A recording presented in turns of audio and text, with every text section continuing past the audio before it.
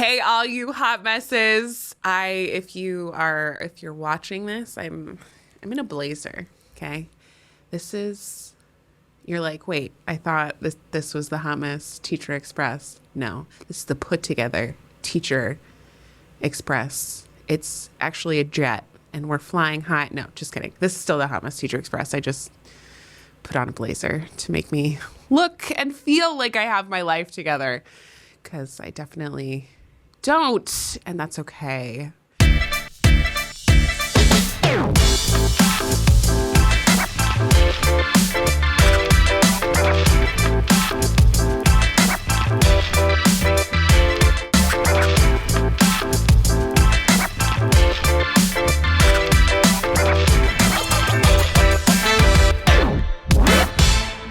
These are some crazy times, and we've got a lot going on in the world. Someone knock on wood. I will knock on this fake plastic wood table. But I feel like we might be putting pandemic teaching behind us for now. Okay. While COVID is still here and ever reaching, especially during this season, I feel like we are kind of standing in the aftermath of the disaster that was COVID of 2020. Our personal lives don't look the same, and our teaching jobs definitely do not look the same. The amount of teachers that are leaving the profession because it does not look the same, it's pretty evident that the pandemic teaching has changed a lot. I don't know that we'll ever get back to the way that it was before. I think too much has happened.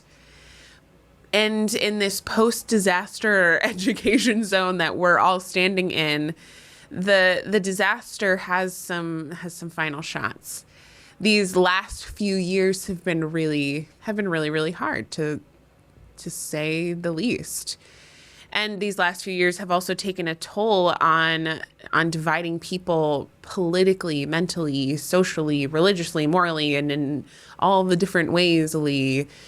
The students in our classroom are 2 or 3 years, I guess, now older and have more needs than ever. And that's not a surprising fact. I don't know why that's a surprising fact to everyone, but somehow these educational deficiencies are being blamed on the lack of time or educational focus by the educators. And that's ridiculous. In my home state of New Hampshire, a recent bill came into legislation that makes changes to what are the required core knowledge subjects in public schools.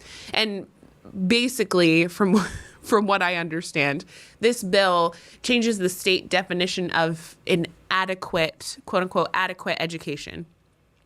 And it puts an emphasis on English, science, math, and social studies. And it loosens a lot of the requirements for the other subjects, including foreign languages, arts, and computer science. And it's directing school districts to integrate those subjects into the applied instruction. Okay. This bill's primary sponsor said that the bill would help schools focus on subjects that many students are not mastering. He wanted to point to their ever-loving foundation of all of their facts, those statewide assessments, which show a declining proficiency in core subjects, particularly during the pandemic. Well, duh. Basically, this bill is making it easier to not fund for certain subjects, meaning schools would have the option to cut those programs entirely because there's no funding. And I have a huge problem with that. If we take away art, health, world languages, physical education, engineering, computer science, and digital literacy, and we label them as not being part of an adequate education,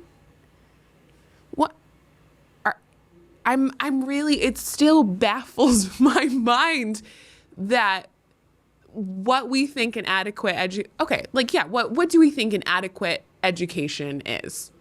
Adequate education. If you asked this question out on the streets, like Billy Eichner style, you would get so many different answers. School and education is different to so many different people. Should you be able to read and write and do basic mathematical equations? Yeah, but my adequate, again, quote unquote, adequate education is going to be different from my baby brother's adequate education. It's also very different from the representatives that are making this bill.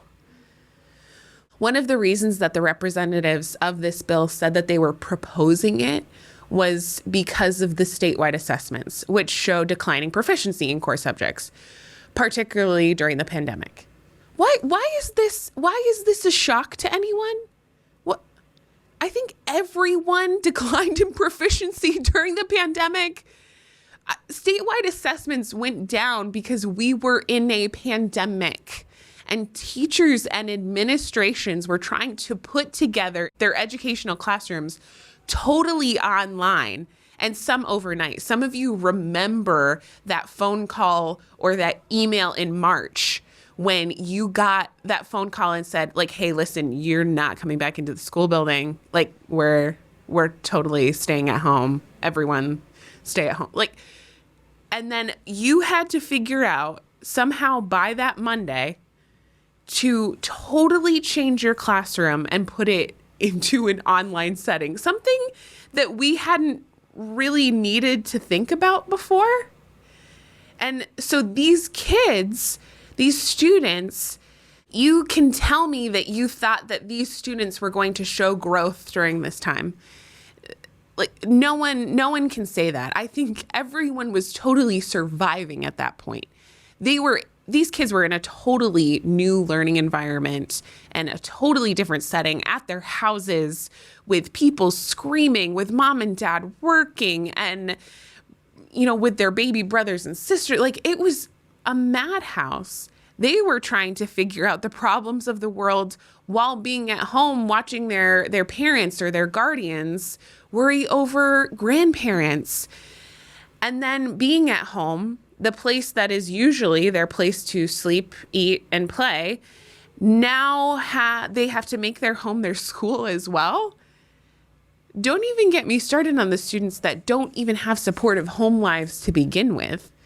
These students last out on so much more than their core education. Are they behind? Yeah, we're seeing that in classrooms all around America now. Some of you are teaching third graders who were kindergartners when this happened. But putting more of the core content time into the day because you're taking away art is not the way to do it. At a certain point, the brain can only handle so much information and practice. If people were actually in a classroom and understood the way that children learn, they would know that. Our students' brains need a chance to take a break, change lanes, maybe do something creative or stimulating or something that they're passionate about. But, what do I know? I've actually been in a classroom and taught during a pandemic. This idea that we need to take art out of schools or the unified arts out of school is so dangerous. And I'll give you a few examples as to why, even though you can probably come up with a million on your own. My baby brother, he's not a baby anymore. He's in his 20s, but he is the most helpful human being I've ever met in my life. And his brain works totally different from mine. He loves being logical, and he loves rules. He needs rules. And that's why he struggled a lot during classes like his English literature class. Struggled. My mom actually homeschooled him because he struggled so much. And if you gave him an abstract prompt for him to write a 3-page response to, he would absolutely crumble. He needed structure. He needed to know, and you guys have these students in your classes. They need to know what exactly you want on that paper, and what kind of response are you looking for. If you told them to write a 3-page open response, it's going to be a disaster for them.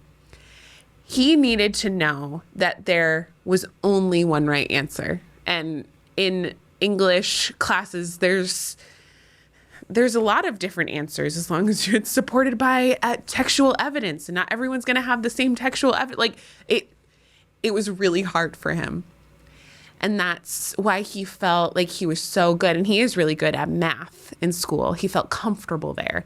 So during high school, he was able to go into classes that allowed him to get his hands on an experience with working with cars, HVAC, and plumbing. And this boy is thriving. He is currently working in the HVAC field and is making way more than I ever did as a teacher, and has absolutely no debt. And he loves it. He found his passion and his place because of the experience in high school, that they offered those types of different experiences to students. If my brother had to sit in on multiple English classes, having things that he wasn't interested in crammed down his face, he might not be the successful human that he is. Another example that I have is from a student in my classroom a few years ago. They were very different and mature, way more mature than anyone else in the classroom. In fact, they were the student that I heard, "You better watch out with that one. Oh, you have them? Their attitude is going to drive you nuts. Oh, this is a very low achieving student. I couldn't get them to do anything." And you know those meetings at the end of the year when you're going over your class list for the next year and those comments come up. I don't know why, but I always saw it as a challenge to make those students my own. And let me tell you, the first couple weeks with this student were rough as we got to know each other. But we built a relationship and they began to trust me. But they were constantly drawing or doodling. Like, could not do their work so they could doodle or draw. And I struggled with how to handle that at first, and I'll admit that. I actually at the time in that year I had whiteboard tables. So every kid's desk was a whiteboard, and that desk would be covered by the end of the day with all of their doodles. And it was a little distracting, but I had a realization. This student loved art, lived and breathed everything art. Like, you could look at this student and know that they were going to go into some sort of artistic endeavor as a growing human. When I started to look at the whiteboard table at the end of the day as not their smattering of distraction, but I looked at it in this more magical way, okay? This student would be constantly drawing roses or anime characters or their moods. And art was the way that they shared their emotions. They were an amazing student, but they just needed the chance to shine in ways that represented them. And thankfully in our school, we had an amazing art teacher. Our art teacher at our school was absolutely one of the best, most beautiful, light, bright humans that I've ever met in my life. She is a qualified art teacher that taught these kids so much more than what I could in applied instruction. This student and our art teacher were a match. She taught my student ways to do things or new ways to work with different medias. Art was her way to transition out of the things that they didn't want to be doing in my classroom. It was their therapy, their safe place, and a total break.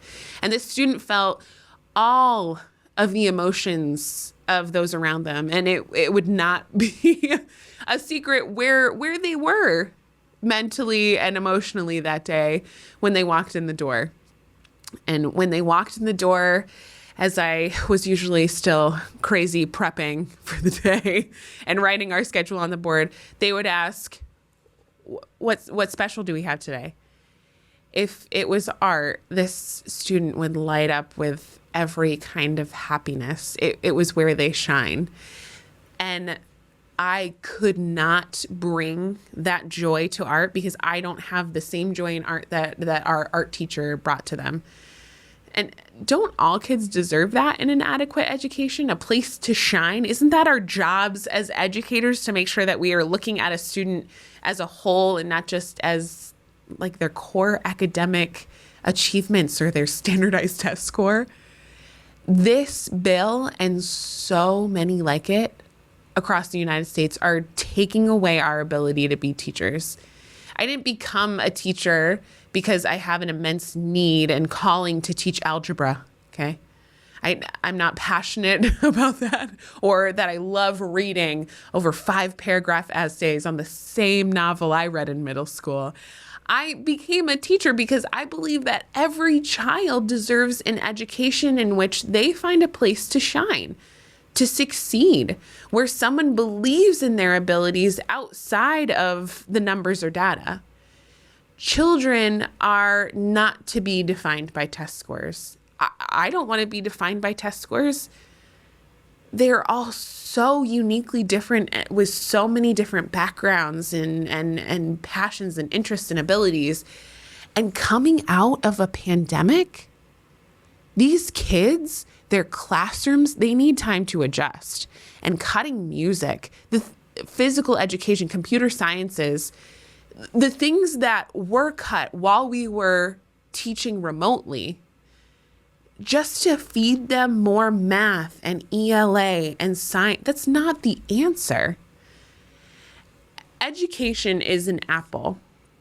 If you offered that to someone, they would be like, sure, that looks great. I'll at least eat some of it. And you know, when you eat around the apple and leave the bite marks down to the core and it goes all the way down to the middle, okay? That is an adequate education. They're trying to hand that to schools. It's got the core. The core is essential to it being an apple. But there's so much more to an apple and to education than the core. If you are teaching a unified arts, thank you. Thank you for everything that you are doing to contribute to the whole student. I could absolutely never bring the intense passion that you do to your field. You see these kids in ways that I never will. And you will teach them, some of them, so much more than I ever will. And I am so sorry and annoyed and disgusted that legislators and school boards and districts are not seeing the full picture and the value that you bring to schools and students. I see you in this big picture, and I just want to take this episode to say thank you for what you are doing every single day.